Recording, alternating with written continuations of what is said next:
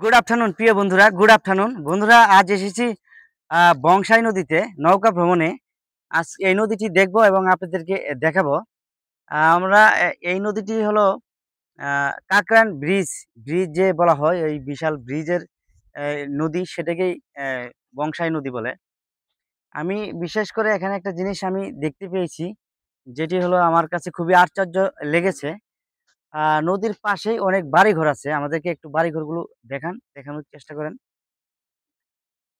হ্যাঁ, নদীর পাশেই শত, শত হাজার, হাজার বাড়িঘর এবং ৫ তলা বিশিষ্ট ভবন, বড়, বড় ভবন।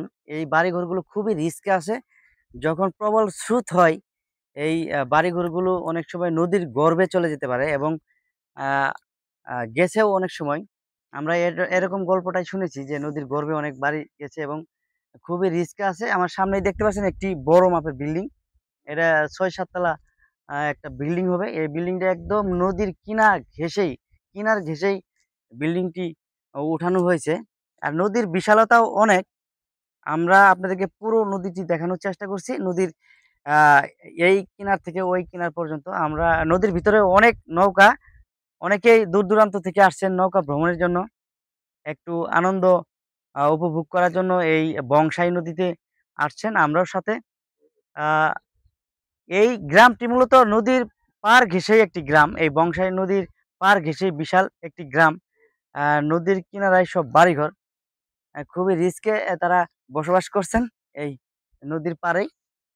আর নদীর পানিও খুব সচ্ছল। আর নদীর মাঝ বরাবর দেখছেন অনেক পাখি উড়ছে। এই পাখিগুলো জীবন্ত মাছ ধরে, ধরে খায়। এইজন্য এই পাখিগুলো উড়ছে। এমন প্রকৃতির ছোঁয়া দেখলে অনেক ভালো লাগে। আসলে শহরে থাকতে, থাকতে বোরিং হয়ে গেছিলাম। যার কারণে মাঝে মধ্যে একটু প্রকৃতির ছোঁয়ায় হারিয়ে গেলে আ নিজেকে মুগ্ধ মনে হয়। এখানে আসতে পারেন। এটির ঠিকানা হলো বংশাই নদী। এটি আ আই আ কাকরান বলে এটাকে না? কাকরানেই এই নৌকা ভ্রমণের আয়োজন আছে। এখানেই নৌকা দিয়ে মানুষ যায়। পানির খুবই স্রোত। আমি একটু পানি ধরার চেষ্টা করছি। খুবই স্রোত আর নদীতে মাছও আছে প্রচুর। অনেকে মাছ ধরে। আ নদীটি চলে গেছে ঠিক এই মধ্যখান এই সাইড হয়ে চলে গেছে একদম ঢাকার ভিতরে এই নদীটি। সো বন্ধুরা, এই বংশাই নদী থেকে এই ছিল আমার আজকের ভিডিও। সবাই ভালো থাকবেন, সুস্থ থাকবেন। আবারও দেখা হবে নতুন কোনো জায়গায়, নতুন কোনো ভিডিওতে। এই পর্যন্ত সবাইকে আল্লাহ হাফেজ।